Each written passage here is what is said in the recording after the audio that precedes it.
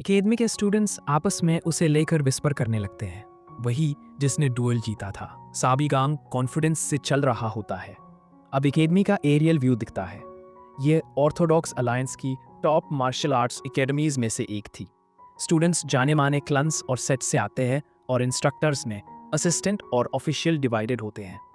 Assistant बस सिखाने में हेल्प करता है, मगर साबिगांग अब ऑफिशियल बनना चाहता था। वो एक रूम में एंटर करता है जहां उसका इंतजार कर रहे थे जिन बैकअप, पवेलियन हेड और डॉक्टर। वो पूछते हैं कि यह सब क्या हुआ, कैसे साबिगांग इंटरनल एनर्जी यूज कर पाया। साबिगांग फिर से कहता है कि बस किस्मत रही होगी। जिन बैक को गुस्सा आ जाता है। वह कहते हैं कि उन्होंने उसे सालों तक ट्रीट किया, कोशिश की, हर तरीका आजमाया, फिर भी कुछ नहीं हुआ। उन्हें अपनी बेबसी पर शर्म आ रही थी।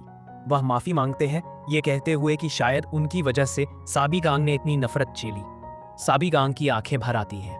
उसे वह पल याद आता है जब जिन बैक ने जलते हुए घर से उसको बचाया था, और डीमन इन्वेजन के दिन दूसरों को बचाते हुए वह खुद मारा जाता है। मगर इस टाइमलाइन में साबिगांग ठान चुका है कि इस बार वह जिन बैक को नहीं मरने देगा। वो उनका हाथ पकड़ता है और कहता है कि वह उन पर भरोसा रखें। इस बार सब ठीक होगा। रात में साबिगांग अपने कमरे में बैठा होता है। एक नीली चमक उसके हाथ में आती है। वह मैजिक सर्कल एक्टिवेट करता है। वह सोचता है कि रिग्रेशन की वजह से उसकी 90% मानक हो गई है और अब वो सिर्फ चौथी क्रांति मैजिक चला सकता है।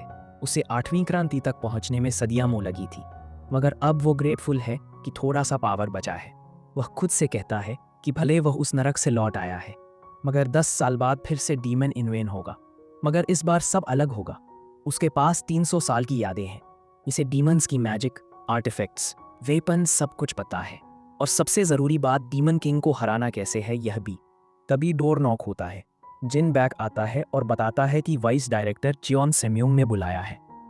जिन बैक चिंता जताता है। उसे लगता है कि यह प्रमोशन टेस्ट से जुड़ा है।